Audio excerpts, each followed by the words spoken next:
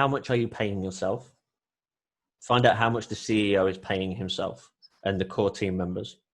How much of their own personal capital they invested into this before they raised outside capital.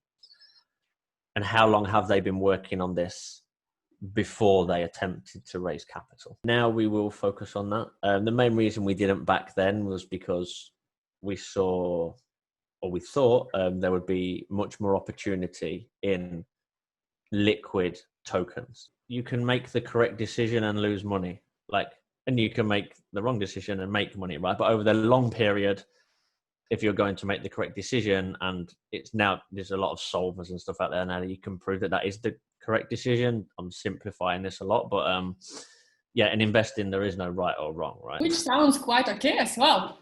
Yeah, there wasn't really much else to it. It was make as much money as we can, as fast as we can before this thing goes bang.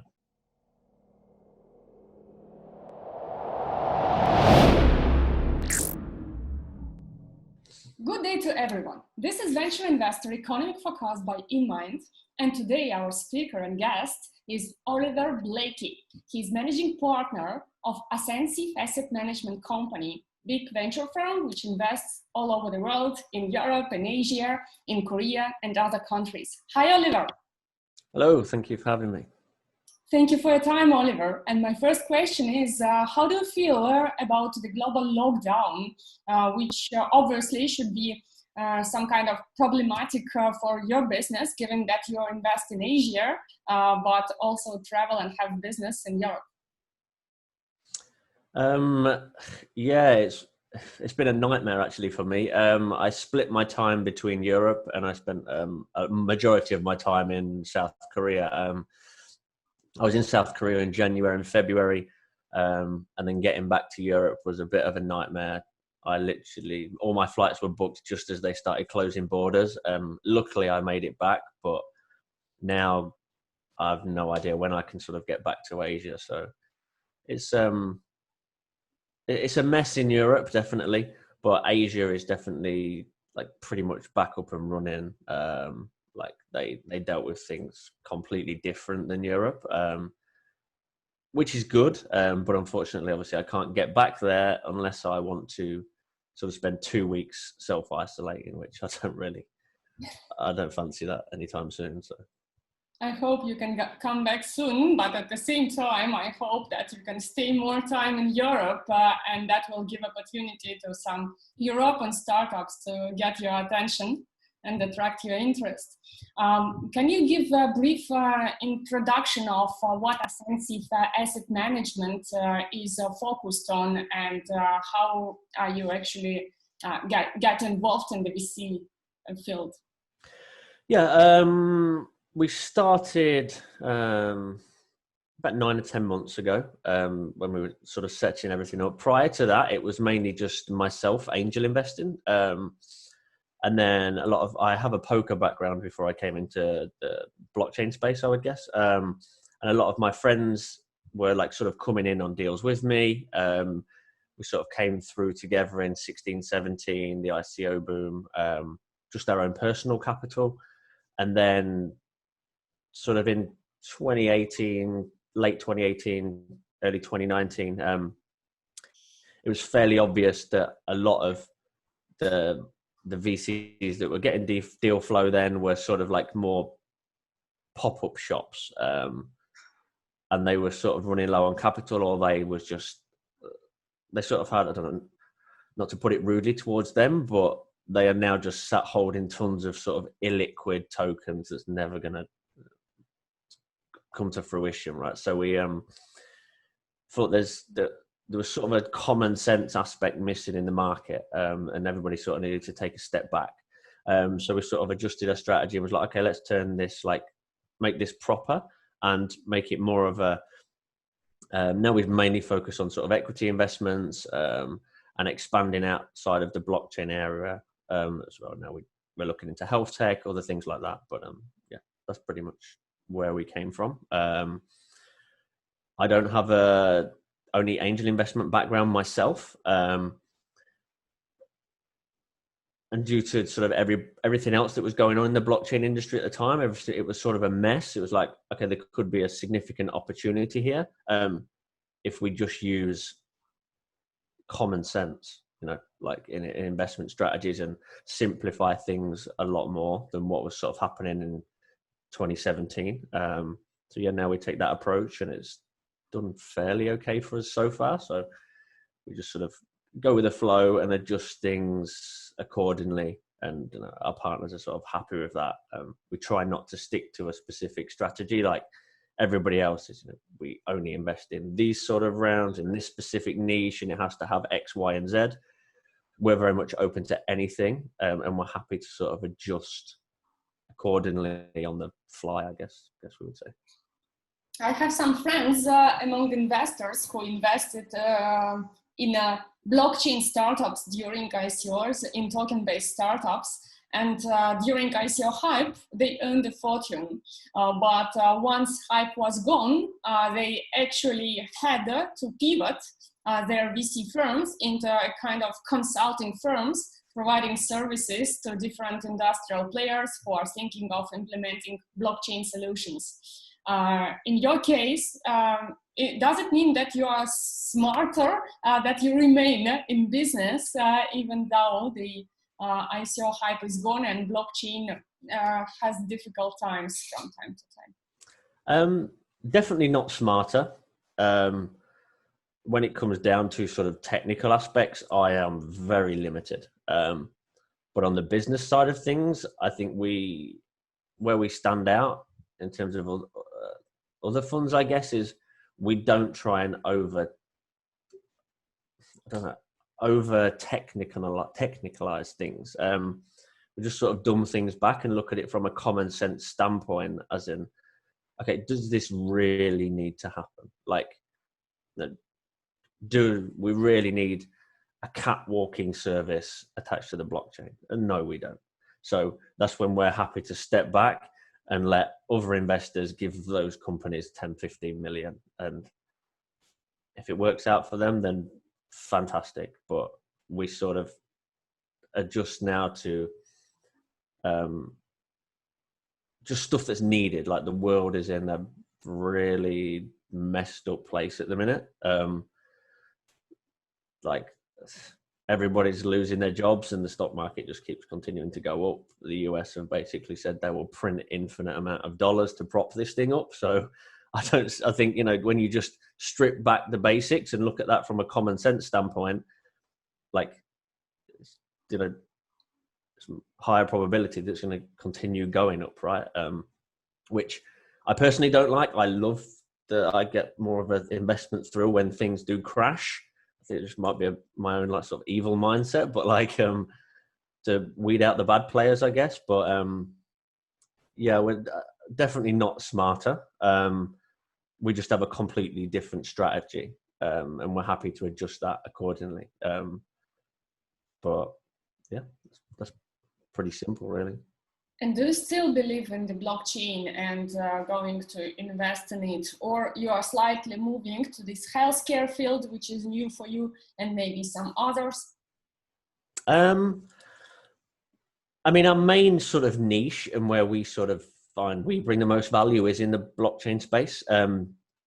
Mainly not because of the technology side of things, but a lot of people that are having startups in this era are fantastic on the technical side of things, but they lack the business side of things. And at the end of the day, investors want to make money, right? And businesses should be making money. So that's where we think we bring the most value, because there's a significant lack of experience from the business side of things in the blockchain space. But yeah, like our strategy, we just adjust accordingly. So like, if there is an opportunity in any sort of class, we are more than happy to sort of take a look and back it. The main reason why we've sort of are now looking at health tech also is because of sort of this COVID-19 thing. Like, I'm just shocked how governments around the world cannot get access to masks and protective equipment for like healthcare workers. Like, it's 2020. how is this stuff just not instantly available within a couple of days? And like, it sort of really opened my eyes to how badly some things are managed, you know. And like, we saw articles, I don't know how true they was, but like, PPE equipment sort of coming over from Asia, and certain governments stopping it at the border when it was passing through on the railroad and taking it. You know, whatever was due for France, for instance, was being stolen by a government that it crossed borders on prior. Like, that's just ridiculous. Stuff like that shouldn't happen. Like, so yeah, that's why we're now focusing a lot of time in learning more about that space, where there is significant problems and who's trying to solve them. So I think there's significant opportunity there. Yeah, seems that medtech and healthcare field, in any circumstances, is already surely getting focus of the major VCs, which means that for you it will be also easier to exit. Hopefully. Yeah. Hopefully. But, yeah. How big is your fund? 25 million, so only small. In comparison, very, very small. But obviously it's sort of our first fund. And we don't have, you know, huge name backgrounds. A lot of our partners are close friends and family that have trusted us to do this. And also, you know, we don't really believe, you know, that when it was first started, it was all blockchain focused. You know, there's some huge funds in this space, but a lot of teams and projects don't need the capital they raise, which I guess is not a problem. Over raising capital is great, right? It's definitely, but most of the people that do over raise capital, like, struggle to understand the basics of risk management and like treasury management, or whatever you would class it as. So yeah, I mean, we're more than happy to, you know, to stay with smaller check sizes in comparison. And then obviously, if those teams and projects prove that they can, you know, manage capital and are not just sort of coming into the space, we want to raise X amount of money, and once we've raised that money, we're going to pay everybody on the team 250 grand a year. Like, you know, startups shouldn't be working like that, right? Then we're just sort of copying Silicon Valley, where there's money everywhere and everything gets funded, you know, and not really into that. So. But I guess that 25 million for the first time of VC entrepreneurs, it's not so bad. Yeah, it is small fund in comparison with 100 millions or even billions funds. But for the first time, it is not bad. Yeah, I mean, also, like, all of the general partners, we put in significant capital ourselves. As in, like, we didn't really want to just be another VC firm or another investment firm that's their business model is, you know, let's raise, to keep numbers easy, let's raise a $10 million fund. We'll do a 2 and 20 structure. We'll invest into everything, and then we'll bring in the Series A investors to keep the paper valuation higher. Then those Series A investors bring in Series B investors to get the paper valuation even higher. And, you know, then they've turned a $10 million fund, a liquid $10 million fund, into a $50 million fund on paper. You know, that's fantastic. But like, in the blockchain space, that doesn't really work, because then when it actually comes to exiting, especially back when it was sort of mainly focused on tokens, everybody's just sat with huge numbers on paper, but they can't actually get those assets liquid. And then they use that to sort of go and raise a bigger fund. Oh, look, we've turned X into Y over a short period of time.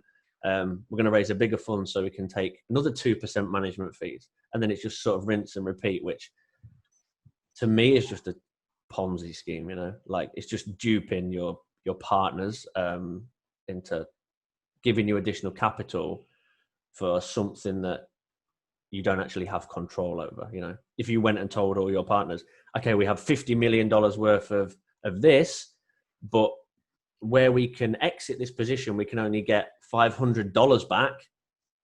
You know, are they going to continue giving you money? No, they're not. They're just going to laugh at you and go, what the hell's going on? You know? But does it mean that actually you do not take this management fee in your fund and you operate it different way? No, we still take a management fee and also a carry. But we have on our carry, we basically have a hurdle rate that will be, if it doesn't beat the S&P, for instance, then we take nothing. And the management fees, we have a lot of sort of, I guess we say, clauses in our contracts that we can't use the management fees to pay ourselves huge salaries. To do this, like, it's mainly only to cover legal fees, office space, and expenses that source better deal flow. We're not going to take 2% on all assets as a management fee and use that to fly business class all the way around the world, stay in 5-star hotels, go partying every night, throw parties to bring in deal flow. I think that's just a scam from most VCs. Like, fair enough if you've been in this, if you've been doing that for 10, 15 years, you have $1 billion fund and you're making consistent returns over the past 10 years or whatever, then fair enough, you have some sort of right to do that, in my opinion. But if you don't, which in the blockchain space, nobody does, in my opinion, because it's so early, you're just using it to sort of get yourself rich. You don't actually care about the investors' money. And obviously majority of our investors are own personal friends and family. So, like, if we don't make this good, then there's going to be some odd family dinners in the coming years. So yeah, that makes total sense. I like this idea. And actually, when we were, are you doing co-investment with other investors or super angels together?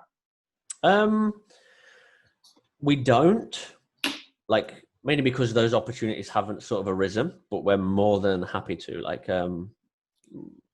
I said, our strategy just adjusts accordingly to whatever we're looking at. There's no boundaries or anything like that.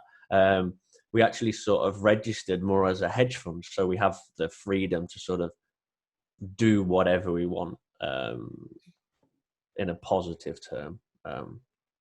So when we were talking with Tim Draper, who, as you know, is very passionate about the blockchain field and invests in early stage startups and sometimes even A stage, he mentioned that he would like to collaborate in future with some investors from Europe on the mutual deals and co-invest together. Are you potentially interested in these kind of collaborations? Yeah, I mean, definitely with with anybody, really, because, like I said, like we mentioned earlier, like, we're not the smartest firm out there, and we have a completely different strategy to most other people. So we're more than happy to learn from other people and sort of give our insights as well to people that's taken a completely different strategy to us, because I think if people do work together more, like, there's going to be holes in sort of everybody's strategy. Like, a broken clock is right twice a day, right? So, like, you can, and it's better to be lucky than good, is something I've always sort of known is a good saying. So yeah, I mean, in regards to that, we're happy to work with anybody. Like, there's nobody is too big and nobody is too small in the entire world, let alone just the investment space. And I think, especially in blockchain, this is going to change fast. When people do realize all the huge sort of egos that was in the space in 2017, 2018, their sort of funds are coming to the end of their lifespan, and it's not going to be looking good. So I think now is the time that people should start working together, and, like, it can fund projects globally, instead of we just focus on this area or this area. Like, the world is global now. So speaking about being globally, why you have chosen Asia as your focus and Korea as the main region where you invest? Just in terms of getting stuff done, like, they're just light years ahead of everywhere else. Like, we have no specific jurisdiction that we will stay in. Like we will invest anywhere. That's sort of why we also set up as a hedge fund. So it's a lot easier to do that. But in terms of Asia, in comparison to sort of the rest of the world, like the pace they move, the ideas they come up with, we just think is a lot better than sort of non-Asia, I guess, or the West. So that's the main reason we focus on there. But yeah, it's not set in stone that we will only invest in those areas. Like we're more than happy to go sort of anywhere. Just so it just happened that in Korea and China, the startups which you met were more attractive, and then you started deal origination there just because you had more access or more assortment there. I wouldn't say they was better. Not better ideas or better businesses or projects. It was like the teams. They have much more sort of ruthless business mentality. And I think that's definitely needed. Like, especially when if you are an investor, your goal is to make money. There's no other sort of getting around this thing. The goal is to make money. So I want to give my money to the person that is going to be ruthless with that, obviously in a calculated way, but is going to sort of get stuff done. If there's somebody on the team that's slacking, that they're just going to get rid of them. And especially in startups, I think that's needed because it's obviously, like we mentioned earlier, there's so much now that gets funded that raises significant amount of money that once they've got the capital, they sort of turn lazy. Oh, we've got runway for 4 years now because we got loads from the crypto investors. Like it's just, and that's not good long term. So that's why we sort of focused on Asia. That's really interesting outcome. And what other differences between European and Asian startup founders did you notice so far?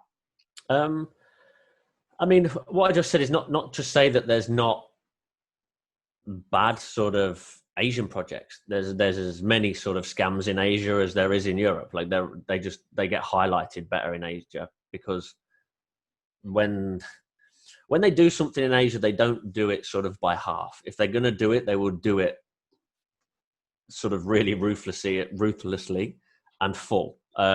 Whether that be a scam or whether that be a proper investment. Like if they're going to do a sort of scam in Asia, they will do a really big one and they will make sure it succeeds and they get, the risk that they're taking in doing that. Like they will go crazy on it.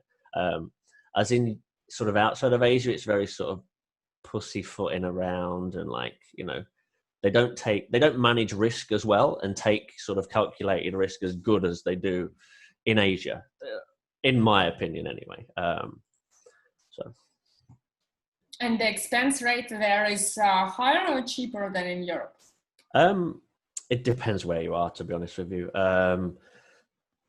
Korea is Seoul anyway is not the cheapest place in the world, but you do sort of have access to everything that you need at a very fast pace. And then obviously Shenzhen in China, like that's nowhere near the price of Seoul, but you also have access to that. But then you have problems, with the internet restrictions and getting communication in and out, which can be a bit of a nightmare sometimes. But it's not. There's no sort of specific location. It's very much the same as Europe. There's expensive places and there's less expensive places. So. Okay, that's clear. Oliver, every investor has something like fame and shame. So the cases which they are proud of to tell about when they invested in the startup and which reached outstanding success, and then the cases which they missed, not trusted in their development, and then have seen that the startup flies, but investor does not earn anything. Do you have these kind of cases in both sides, black and white? Oh yeah, many actually. Bad ones. In 2017, my own personal capital, I took a bit too much of a risk on a project called Cognita. they sort of had a team from one chain. I don't know if you remember them. They just exit scammed with all of the money. They took everything, didn't build anything, took every single penny. Yeah, that's now with the lawyers and the SEC, and they're looking into that. But that was a bit of a mess. We had a lot of similar cases on the market in that year, 17, 18, 16, maybe even. I never heard that investors received finally their money. So in your case, it's also, there is no chance? I mean, there is a chance. We sort of now just have to sort of see if the SEC and what the lawyers can do, but it's moving at a snail's pace. And when it does come round to, I don't see how the people that took the money are going to have any money left. They don't work very fast over there. So, but yeah, I mean, as long, I managed risk well, so it doesn't matter, like it's not obviously it's a loss, right? Which is never nice, but like, as long as you manage your capital well, it's going to happen, especially in the blockchain space. Yeah, I mean, in terms of sort of 2017, the successes, a third thing that I personally did, which I am proud of, is I don't think I actually held an investment after listing for longer than 10 minutes. Like, I was sort of out very, very fast. Yeah, I didn't, like, a lot of the teams back then was, I was more basing my strategy then on what other investors was doing. And to me, everything was overfunded. And that was an opportunity. Like, a lot of the projects, I didn't actually see some great ideas, like, no doubt about that. But management side of things, I didn't really saw many founders that actually sort of impressed. So yeah, we did invest in sort of the most liquid round that would be at the time. And my strategy back then was, you either need to be in the best possibly priced round, which is your sort of pre-seed or angel friends and family round, or you need to be in the most liquid round, which would be the final round, the private or public round, I guess we would say, from back then. So yeah, we didn't sort of do any of the middle-based rounds. It was always the best possible price, or the most liquid. And majority of the time, we took the most liquid round, as much as we could, and then exited that position as fast as we could at listing. We lost out on, obviously, a lot of upside, but across the board, we did extremely well on the macro sort of the outlook. So.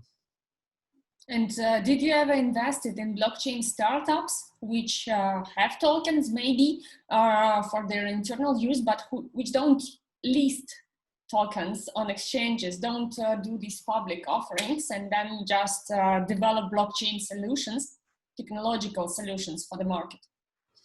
We didn't back then. Now we will focus on that. The main reason we didn't back then was because we thought there would be much more opportunity in liquid tokens. And yeah, that's sort of why we exited very fast in everything, because there was so much hype around this thing. Like, it was obviously going to go pop. But from the utility side of things, we still don't really see much interest in utility tokens. I don't think they're going to be used. But there will be for some aspects, but like, when we look at like the average Joe from a common sense standpoint, like my parents, they don't even use Apple Pay. They don't know how to use Apple Pay, right? They still just use cash. My mum even writes checks. Like, how do people expect this thing to go global and really, really huge when most people don't use Apple Pay, Samsung Pay? They don't use that yet, and that's been around for many years now, right? So like, you can't expect them to sort of like, oh, we're going to tokenize this because your mum's going to pay for a coffee in Starbucks with tokens. Like, wake up. It's not happening for us anyway. So Yeah, that is true. The adoption is so slow. This is really annoying. Or maybe we are too fast, and then we expect things happen more quick than they could be. Yeah, I mean, I don't even think it's adoption. It is the fact that people are constantly building stuff, right? But they're building stuff that only they think and their friends think is good. They haven't actually gone out and spent 6-9 months, doing research, like putting their own capital towards R&D and seeing if there is actually demand for said product, like on a large scale. They're just like, oh, we hate the banks, so we're going to do something with this, and we're going to strap a token to X, Y, and Z, and then when it goes wrong, we're going to scream for regulation. Like, to me, like, that's just like a complete lack of common sense. Like, and it's generally people just trying to get rich quick, which is never going to end well, right? So. We make these videos in order to dilute geographical and administrative borders and to help you get closer to international investors, venture capitalists, market experts, and startup hubs, irrespective of what country or part of the world you are based in. And we need your support. If you like this video, please don't forget to put like button, to subscribe to our channel, and if you find it useful, I will appreciate if you share it with your teammates, co-founders, or social media networks. Thank you, and see you in the next videos. Oliver, when we spoke last time about the startups, I really was fascinated by the way you analyze their business models and go quickly into the whole sense. So can you please give some overview from your side? What are the major alarms for investors, for you as investor, when you listen to the startup pitch and hear some red alarms which make you feel cautious and not very comfortable? The first question I like to ask is, how much are you paying yourself? Find out how much the CEO is paying himself and the core team members. How much of their own personal capital they invested into this before they raised outside capital. And how long have they been working on this before they attempted to raise capital? And if those three things are obviously sort of low or then we will dive deeper, but it doesn't usually get to that stage. It's usually, we've been working on this idea for 2 months and now we're going to raise a $2 million seed round. Like, 2 months is not enough research to see if this is actually warranted, right? It's just, we're going to decentralize Facebook. Nobody's interested in that. Like, it's probably definitely needed with everything that's happening in the world, but like the average Joe, they don't care about that. Like, so doesn't matter if something is needed. It's if it's wanted and people will utilize it. Like, they're two very different things. So yeah, we find that a lot, that people just want to raise capital because they think this is a great idea, but they haven't actually put in a significant time prior in seeing if there is demand for this.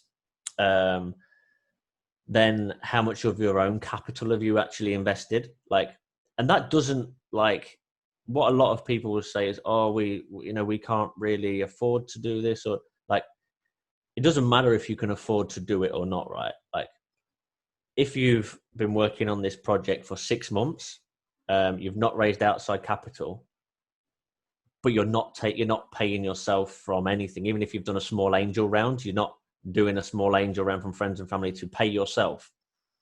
That shows that you're more dedicated to the project. If you want to raise capital so you can start paying yourself a salary straight away, then you're not really sort of fitting into our needs of a startup, which is to keep this.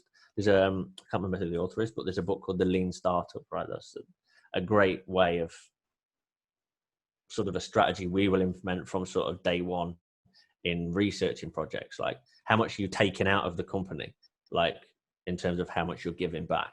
And usually it's like quite a lot, you know. So that's pretty much the basic sort of red flags we look for, and that just goes back to common sense, right, from our standpoint. And a lot of investors don't ask that question. We don't find anyway. So. Seriously, you think a lot of investors don't ask the question how startup founders, what salaries do they have? I mean, they will look obviously through the books and the expenses of the company in a whole, but they won't ask, you know, how long have you been doing this? Or it's like, oh, we've been doing this for 9 months, right? Okay, cool. You've been doing it for 9 months, but what's happened in that 9 months? Like, how much of your own capital have you put into this in that 9 months to fund your sort of research and development? And it doesn't matter if you are a millionaire or you work in a supermarket, right? Oh, I've put in 10% of my own capital, for instance. Like, that's great. That it makes no difference to us if you've put in 10% of your capital being a millionaire or 10% of your capital and you just have a normal 9-to-5 job. Like, you've taken the same risk in terms of like percentage wise, right? So you're on equal terms, for us anyway. Obviously it can go a lot deeper than that, right? But you're still sort of putting your own valuation at risk, which to us is sort of a dedication thing that you can see this through. Yeah, all what you mentioned is very reasonable, and I can confirm every word, because when we talk with startups and select and make due diligence, we also pay much attention to this aspect. And when they say that they could not invest, you can be not a millionaire, as you mentioned, even can be a poor person without huge capital or whatever, but if you worked for several months on an idea and could not find 5-10K to make the first MVP, or to I don't know, to draft the mock-up of the future website, then how can you ask other people to risk their millions to put in you? Yeah, and I mean, I think that also goes back to, like, you don't actually need the capital a lot of times to do those things. There is so many resources out there now where you can at least come up with something. And if you can't come up with something, like, you know, like, oh, I can't build this because we don't have the funds to hire an outside development team, right? Well, then if you're really dedicated to it, like, you would learn the bare basics of how to build this thing yourself, the very bare basics, right? And you can do that by just using the internet. Like, and I feel like a lot of people don't want to do that. They're just like, I have this really cool idea, right? So give me your money and then I'll get somebody else to sort of do it, but I'll be the face and I'll sort of take the credit. And yeah, like, they give me money and then I'll build something, doesn't work anymore. Like, yeah. If you didn't get on that train in 2017, you're way too late. So, unfortunately.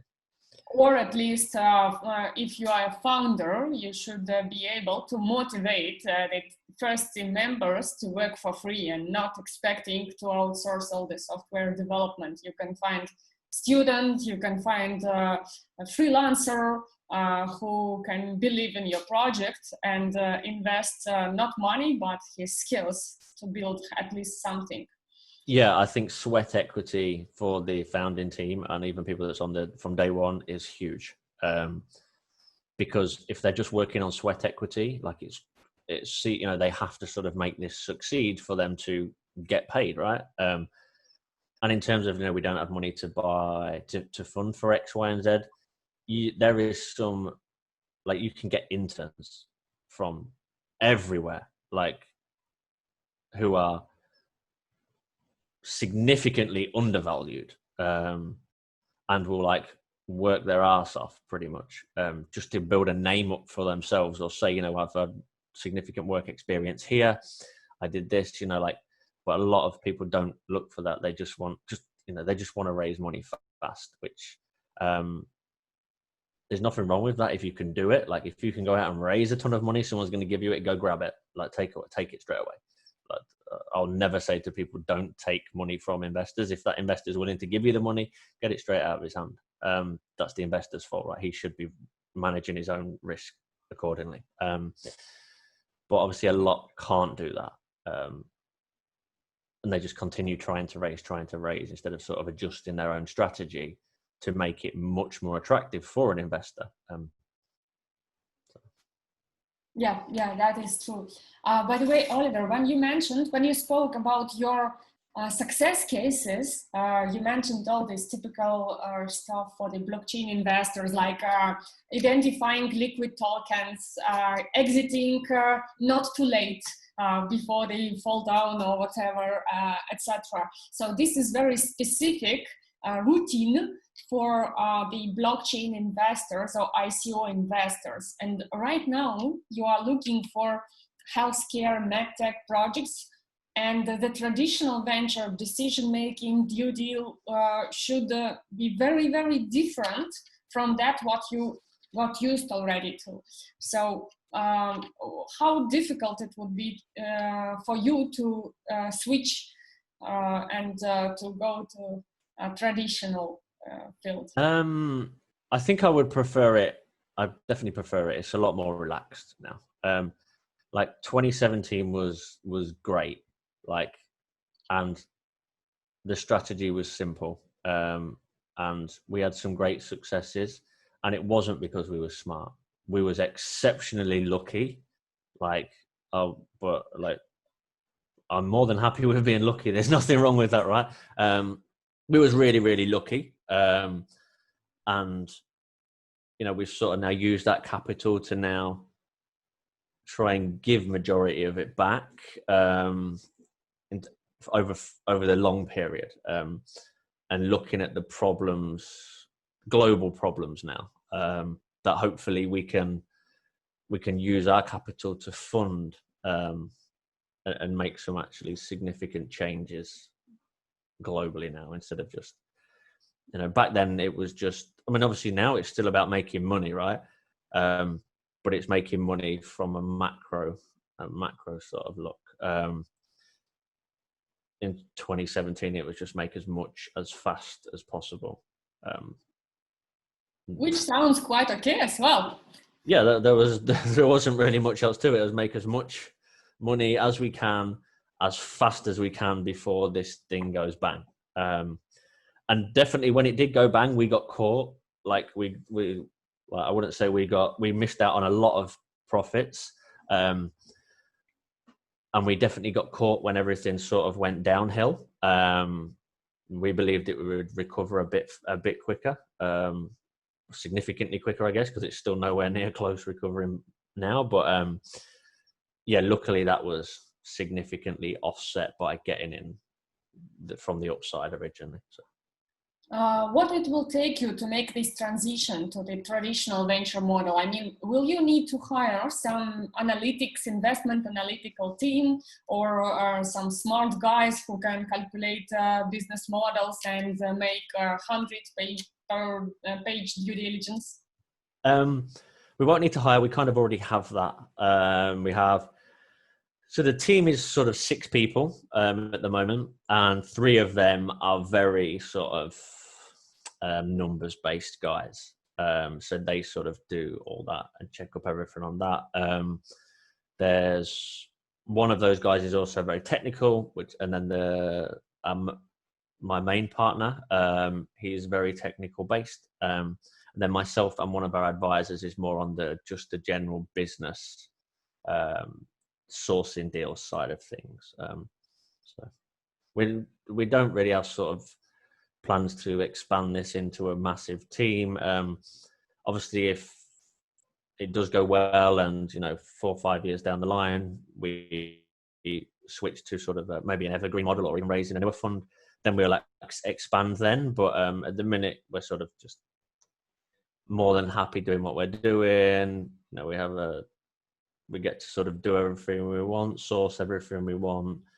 We don't have to sort of, take big board meetings and stuff like that and run everything by each other. Like we can sort of like just wing it and go with the flow, which is much more relaxed. And just leaves a lot more sort of brain power than to just actually dive into things deeper and source better. We're in no rush, basically. We get to source and cherry pick investments that we like, instead of just, okay, we have all this money, let's get rid of it as fast as we can so we can raise the management fee on it. Luckily, we don't have that problem. So. But how do you seek for the startups, for the cherry-picked startups? I mean, you work with accelerators, or you attend events, or you use some service providers to generate the deal flow? Not really. We did used to attend events, but now they're just mainly marketing companies trying to show you their services who are posing as investors, like to get in the door. A lot of it comes from warm leads now. Sort of word of mouth, and sort of networking, constantly being on calls with other people that's in this space. And because we're in no sort of rush, we can, and obviously our team, what is there? 3 guys who are based in Europe, 2 who's in Asia, and 1 who's in the US, although we don't really touch anything to do with the US. Like we have sort of significant outreach to get access or even just source things like fairly well. So actually, like this, you cover more or less all the world, all the major continents. And then you also work on warm introduction with trusted venture partners, or just partners like us, like the startup communities and other kind of ecosystem players. Yeah, exactly. So like because we have a lot of freedom, we can sort of get into any round, not get into any round, but we can allocate capital to whichever round we prefer, right? So we will usually then get access to be in sort of a pre-seed round, and we can still sort of act from the angel investment side of things, and do much sort of smaller checks. Like we're more than happy to write 25K checks. Like it doesn't matter to us. Like we have no sort of specific boundaries within how much we can invest and what we can't invest. It's just a ceiling for us. There's no lower limit. If we think there's an opportunity, then we'll take it. But it's a lot of that does come through, partners, obviously like yourself. A lot of previous projects we've invested in Asia.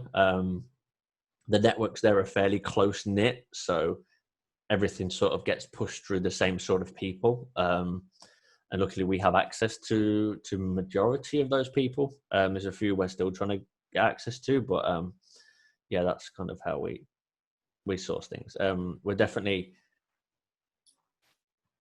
more prone to sort of reinvesting time to sort of expand our network to gain access even faster than we currently can.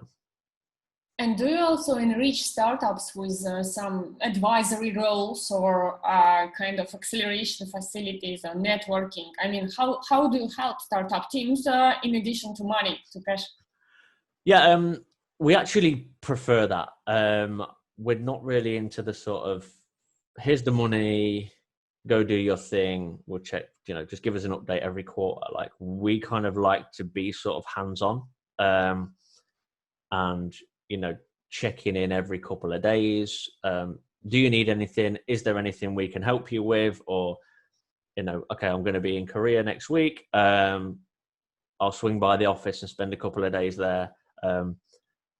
What can we help you with in terms of anything? And also we do that just to sort of learn more ourselves, right? It's not just we're giving value to them, we're also getting a significant amount of value back, especially myself, like because I'm the one that does travel the most. Like I can go and sit in with some of our investments and some of the CEOs, and then when they're having sort of meetings with the technical side of things, I can sit in the back, listen to the technical aspect. I understand very little of it, but it's a learning experience for me as well, right? And I think that's sort of give and take on both sides. That is so sweet that you also learn from startup founders on the on different business procedures and business processes. Yeah, I've learned a lot from, like, there's people that obviously get money that are way smarter than me, right? I'm not smart at all. I have no huge, Yale University background. Like, I'm just a dude from the north of England who got pretty lucky. That's literally it.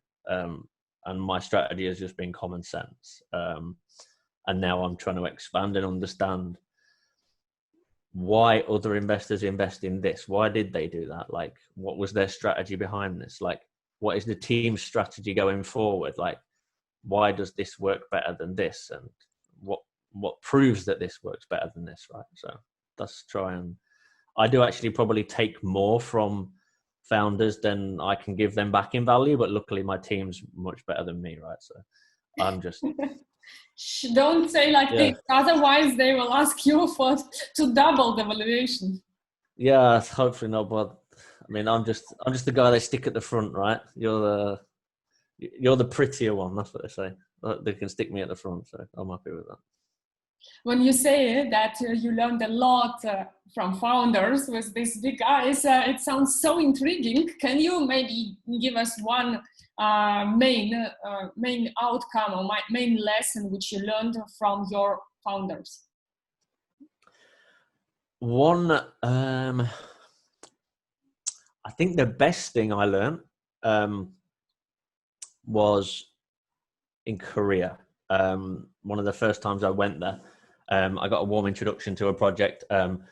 We invested in it. It didn't turn out fantastically, actually, but the value I got back from spending 2 or 3 weeks there was how completely different business is over there. Like, you can't just get on a Zoom call and get a deal done like you can in Europe. Like, everything is about aesthetics. Like, we would be in Korea and every other car that you go past in the streets, like a Lamborghini or a Ferrari or whatever. I'm like, this is how much money is here. And it then realized that a lot of it is not. A lot of the people who were driving those things, like driving those cars, didn't have much money. But the strategy was that if they have a great image, they can raise capital. I was like, this is kind of weird. That makes no sense. Surely that's like fairly obvious when you get into the meeting with them and they can't explain, all the numbers. They can't explain this. They can't explain that. And there's like, no, that doesn't really happen. Like, you just go out for dinner and then you go partying and you don't really discuss any business. Like, and then if that went well and they like you as a person and you're cool, then you're more likely to get funded. I'm like, that's a bit backwards, right? It makes no sense. But a lot of deals are done like that. And you just don't even realize, right? It's kind of like a live Instagram. Like, everything is about what looks good rather than it actually being any good at all. Which I think also then goes back to, like, in 2017, how there was a lot of sort of scams that came out of Asia because the aesthetics and the way they present things is like pretty shocking when you dive into them and realize that on the back end of things, there's not really much there. But they make a very, very good way of making look awesome. So.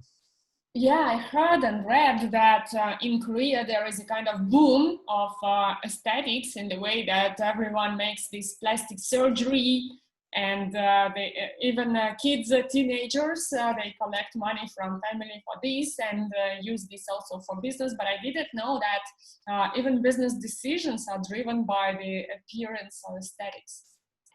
Everything is about aesthetics in South Korea. Like, it just drives everything. Like, it's the largest plastic surgery market in the world, right? There's billions and billions that gets plowed into that every year. Like, you just walk down the main street and every other building is a clinic of some sort. But it's just fairly common out there, right? And everything is about appearance.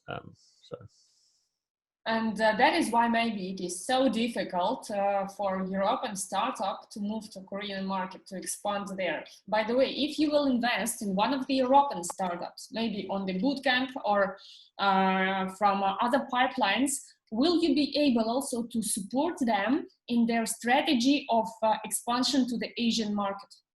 Yeah, I think that's actually where we can bring a lot of value, because a lot of projects, they want to expand into certain regions, but they know nothing about those regions, right?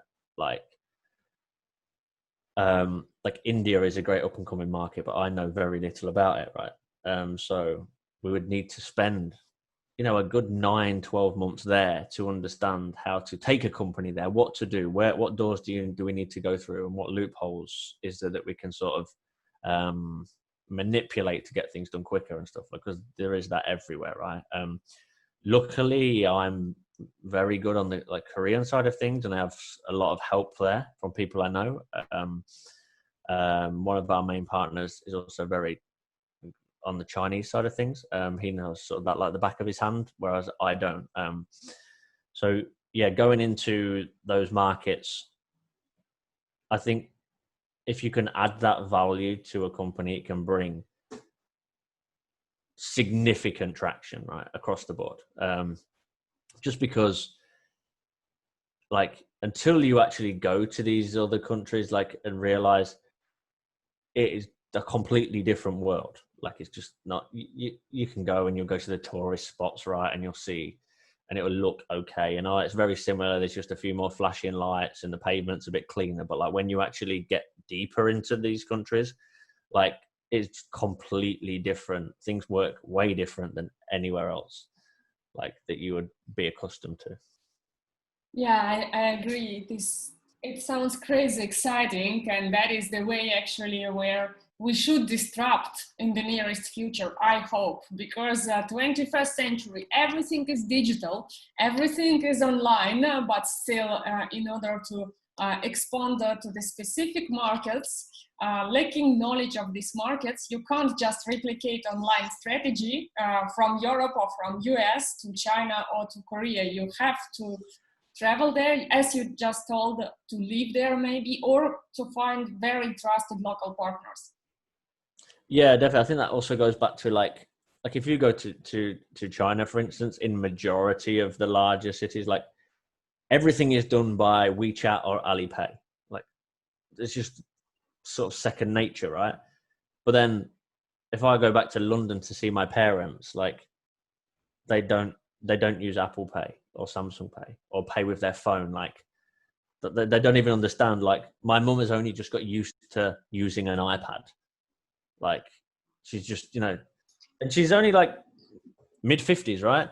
So she's only just got used to using an iPad. And in China, if you can't, pay with Alipay or WeChat Pay or whatever, you're going to struggle just to get normal stuff done, right? So the comparison is just sort of night and day into how fast things progress there. And to really experience it, I think you can't just go there, go to a couple of conferences and meet a few people. You need to sort of move there and learn the basics of the language and how the culture is and whatever. And then getting business done there will be much, much easier. Yeah, fully agree. So the last question for today, Oliver, given that you mentioned you potentially can, your investees, your startups, which are from Europe and looking to expand to the Asian region, I hope that soon you will find great European opportunities. And therefore, for those startup founders who are watching our video and who are maybe doing something in the healthcare field or blockchain field or maybe data and artificial intelligence, but who want to pitch you their product, can you please give some advice, some major points, how to trigger your attention? You already mentioned how to avoid these alarms, but how to trigger your attention and make you excited on the short pitch in order to be able to continue long conversation later. I think you need to know who you're pitching to anybody, right? The amount of pitch decks that I just get sent in my email box is ridiculous. The title of the email will be whatever the project's name is, AI and big data. hi Oliver, I got your email address from yada yada person, or I found it on LinkedIn. I've heard you're an investor. Take a look at our project. Like, when you get 10 or 15 of them a day, like, it's great in the first month or two that you start investing. It's fantastic. Oh, I've got all these deals. After that, you can't really, like, there's nothing special about it, right? And a lot of projects or founders fail to raise because of this. They will copy and paste a basic template to 150 people or whatever, or 500 people they find on Crunchbase or something like that, a cheap data provider or whatever, where the data is not very good. Or they'll just go on a website, fill in the contact form, put in the basic stuff. Like, that's okay to get you in the door, right? But if you really want to stand out, you need to, I would personally research sort of investors that are investing in your niche, which you can do that just by using Google and Crunchbase. Like, it's not actually that hard. Go on their website and then utilize LinkedIn. Look at their profile, find out about them, look at their background. Like, then you can message them on LinkedIn.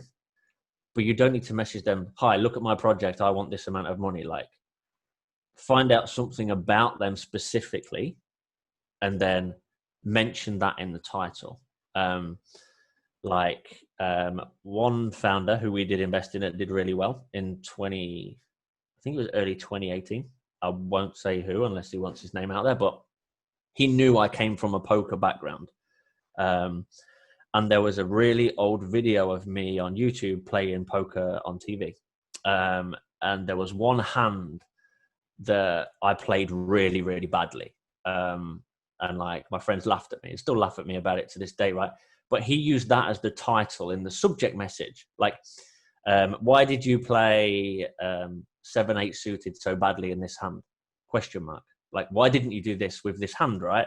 So instantly it sort of stands out to me. And he mentioned that in the email, it was like, I found you, I knew this, yada, yada, yada. The reason I put this in the subject was, I don't know anything about poker, but I thought this is the best chance that you're going to open this email. Right? Like, which is, I guess, kind of naughty in one respect, but like, it's just initiative, right? It's cool that he's done that. That's amazing story. Yeah. Amazing. Did you invest finally?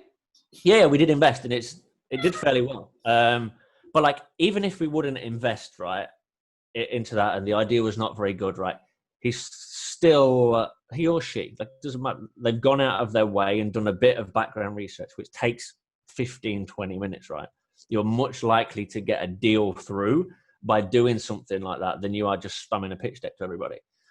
And I would rather, okay, this is not my area of expertise. I don't know anything about it. I'm not interested in investing, but you could improve on this. You could adjust these things in your pitch deck, and I can make some introductions to you to people that might be interested. Like, because you've gone out of your way to find a little bit about me or whoever you're pitching. Like, most people will give a little bit back, because it's something different than what their day-to-day life is doing, like, instead of just filtering through rubbish on their day. That's why a lot of deals are done by warm introduction, because people just don't open the spam pitch decks that go through their email address all the time. Absolutely. Oh my God, this is such a beautiful story. This is what we always say when you call the contact investor or anyone, doesn't matter. That is how Carnegie wrote in his books, actually, that learn first about the person before asking anything, even to pay 30 seconds attention to your pitch. But the story, I love it so much. By the way, what is more risky, poker or venture capital investment? So what's the first one? What is more risky, playing poker or making a venture capital investor, on your opinion? More risky.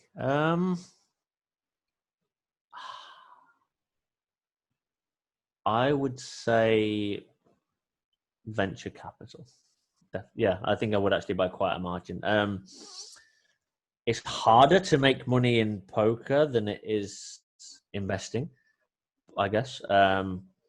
But there is much more, if you put in the work, there is much more edges to be had in poker if you put in a lot of time, but it's a lot of work. So I'll never go back to poker.